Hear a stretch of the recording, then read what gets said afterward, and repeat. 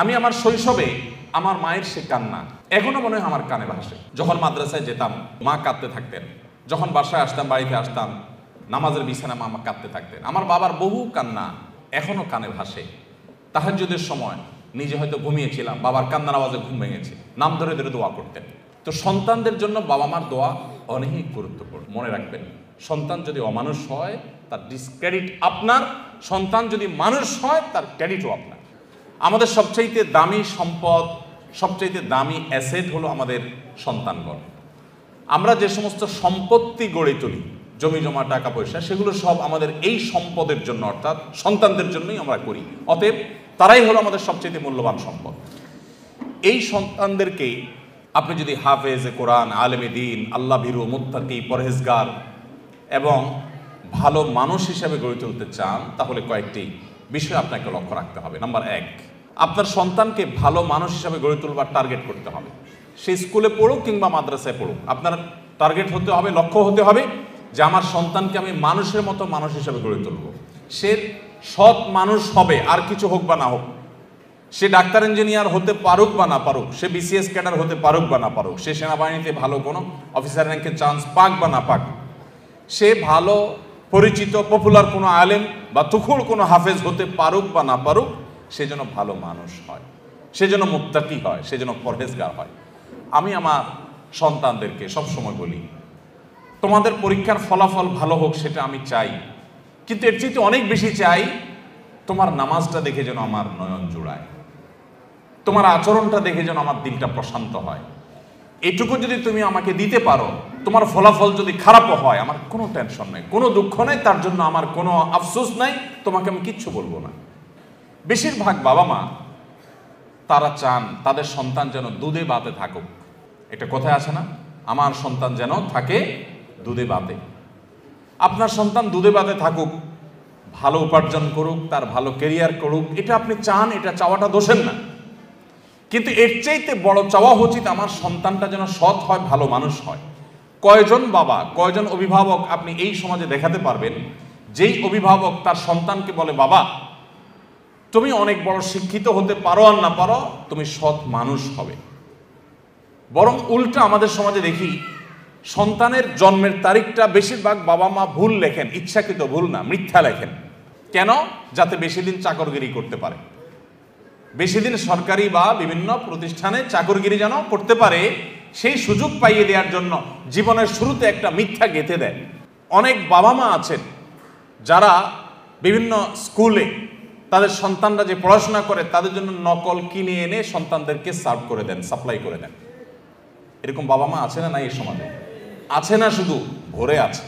অর্থাৎ বাবা মার হাবভাব দ্বারা তারা বোঝাতে চান যে দেখো, আমি নিজে তো টাকার মেশিন, সারাদিন পয়সা ছাড়া আর কিছু চিনি না, অতএব আমার ঘরে জন্ম হয়েছে তোমাকেও টাকার মেশিন হতে হবে বাবা। দিন শেষে বাপ সন্তান সবাই মিলে আমরা টাকার মেশিন হয়ে যাব, দুনিয়া মানি ছাড়ার কিছু বুঝি না। আজ শিক্ষিত সন্তান নিয়ে বাবা মা যতটা সুখে আছেন, এই সমাজে এত শিক্ষিত সন্তান না থাকলেও বাবা মারা অনেক বেশি সুখী ছিলেন, সন্তানরা অনেক বেশি সুখী ছিলেন একটা সময়। শুধু পার্থক্য এইটুকু, তাদের মধ্যে নীতিনৈতিকতা ছিল, এখন নীতিনৈতিকতা নাই। আমি শিক্ষার বিরুদ্ধে বলছি না, শিক্ষা তো আমাদের লাগবেই, কিন্তু শিক্ষার পাশাপাশি যদি নীতিনৈতিকতা না থাকে, তো এই শিক্ষা জাতিকে যতটা উপকার করবে তার চেয়ে বেশি ক্ষতিগ্রস্ত করবে। দেশের উন্নতি যতটা করবে, দুর্নীতি তার চেয়ে বেশি করবে। অতএব একজন আদর্শ অভিভাবক হিসাবে আপনার সন্তানকে যদি আপনি মানুষের মতো মানুষ হিসেবে গড়ে তুলতে চান, আপনার টার্গেট হতে হবে আমার সন্তান দুধে ভাতে থাকুক আর না থাকুক, আমার সন্তান থাকবে সত্যের সাথে, আমার সন্তান থাকবে ন্যায়ের সাথে, আমার সন্তান থাকবে নিষ্ঠার সাথে। আপনার সন্তানকে বলতে হবে, বাবা আশপাশে মানুষের গাড়ি বাড়ি, তাদের সম্পদ, এগুলোর চমক তোমাকে যেন বিভ্রান্ত না করে। তোমার বাবা হিসাবে আমি অসৎ উপার্জন করি নাই, তুমি অসৎ উপার্জন করবে না। এদেশে কিছু আদর্শবান মানুষের বড় বেশি প্রয়োজন। বড় দুর্ভিক্ষ চলছে, প্রতিটা টেবিলে, প্রতিটা অফিসে, প্রতিটা প্রতিষ্ঠানে দুর্নীতিবাজদের এমন মহড়া, এমন মহোৎসব আজ সর্বদা চতুর্দিকে এমনভাবে প্রতিষ্ঠিত হয়েছে যে গোটা জাতি তৃষ্ণার্ত মরুভূমি যেরকম পানির জন্য হাহাকার করে, কিছু সৎ নাগরিকের জন্য গোটা জাতি আজ হাহাকার করছে। আর সেই হাহাকারের সে অভাব নিরূপণ করবার জন্য কিছু ওলামা একরাম নির্লস চেষ্টা চালিয়ে যাচ্ছে। আপনার সন্তানকে ছোটবেলা থেকে শিখাবেন, বাবা আশেপাশে মানুষের অবৈধ উপার্জনের যে চাকচিক্য, এটা দেখে তুমি বিভ্রান্ত হবে না। মনে রাখবে, এই মানুষগুলোর অনেক সম্পদ আছে, পয়সা কড়ি আছে, কিন্তু সে নিজেকে জানে সে একজন আস্ত চোর, সে একজন আস্ত ডাকাত, সে একজন আস্ত দুর্নীতিবাজ, সে একজন আস্ত অসৎ মানুষ, সে একজন খারাপ মানুষ। এই অপরাধ বোধের অদৃশ্য দাহন তাকে জ্বালাতে থাকে। অতএব তুমি তার সেটা দেখবে না, তুমি সততার সাথে চলবে। তোমার ভেতর থেকে একটা আওয়াজ তোমার কাছে আসবে যে আলহামদুলিল্লাহ, আমি কোনো অসৎ উপায়ে উপার্জন করি নাই। অতএব আমাদের সন্তানদেরকে মানুষের মতো মানুষ হিসেবে গড়ে তোলবার জন্য প্রথম লক্ষ্য হবে যে তারা ভালো মানুষ হোক।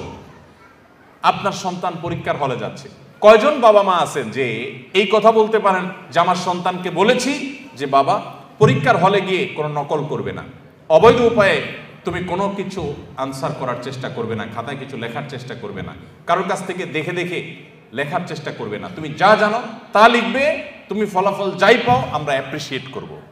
কোথায় সে বাবা মা আজ?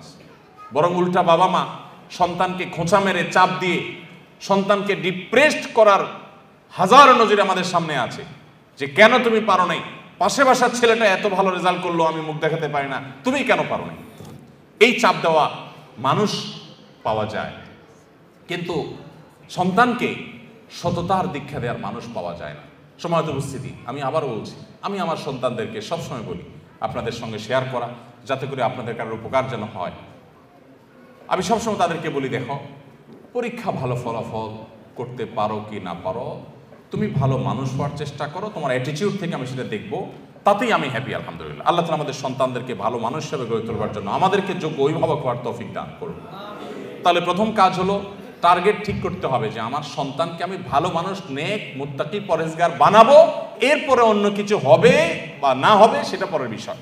আমার প্রাথমিক টার্গেট থাকবে সে একজন পরোপকারী মানুষ হবে, সে একজন সমাজমুখী মানুষ হবে, সে একজন কল্যাণকামী মানুষ হবে, সে সমাজের সবার কাজ করবে, যেখানেই যাবে সে মানুষের উপকার করবে, কোনোদিন ক্ষতি করবে না, এই মানুষ হবে।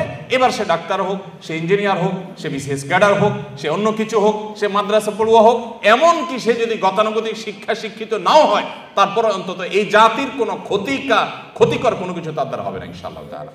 নাম্বার 2, অভিভাবক হিসাবে আমাদের চোখের পানিটা অনেক বেশি গুরুত্বপূর্ণ। চোখের পানি মা বাবার সন্তানদের জন্য অনেক গুরুত্বপূর্ণ। কিছু মানুষের দোয়া আল্লাহ তাআলা ফিরিয়ে দেন না, এর ভিতরে মা বাবার দোয়া অনেক গুরুত্বপূর্ণ। আমি আমার শৈশবে আমার মায়ের সে কান্না এখনো মনে হয় আমার কানে ভাসে। যখন মাদ্রাসায় যেতাম তো মা কাঁদতে থাকতেন, যখন বাসায় আসতাম, বাড়িতে আসতাম, নামাজের বিছানা মা কাঁদতে থাকতেন। আমার বাবার বহু কান্না আমার এখনো কানে ভাসে। তাহাজ্জুদের সময় নিজে হয়তো ঘুমিয়েছিলাম, বাবার কান্নার আওয়াজে ঘুম ভেঙেছে, নাম ধরে ধরে দোয়া করতেন। তো সন্তানদের জন্য বাবা মার দোয়া অনেক গুরুত্বপূর্ণ। সৈয়দ আবুল হাসান আলী আন-নাদবী রহমতুল্লাহি আলাইহি ভারতবর্ষের অনেক বড় একজন আলেমে দ্বীন, মুসলিম বিশ্বের নোবেল খ্যাত কিং ফয়সাল অ্যাওয়ার্ড প্রাপ্ত মানুষদের, বিরল মানুষদের একজন ভারতবর্ষের সৈয়দ আবুল হাসান আলী আন-নাদবী রহমতুল্লাহ আলাইহি মাত্র 17 থেকে 18 বছর বয়সের মধ্যে তার লেখা, মানে এই বয়সের মধ্যে লেখা বই মাজা খাসির আল আলমের হাতাতুল মুসলিমিন গোটা আরব বিশ্বের বিবেককে জাগ্রত করে দিয়েছে, গোটা আরব বিশ্বকে কাঁপিয়ে দিয়েছে। এমন একটি আরব বিশ্বের সমৃদ্ধ লাইব্রেরি পাওয়া অসম্ভব, যে লাইব্রেরিতে সৈয়দ আবুল হাসান রহমতুল্লাহ আরবিতে লেখা এই বইটা না। এই বইয়ের ভূমিকা আমি পড়েছি, উনি নিজে লিখেছেন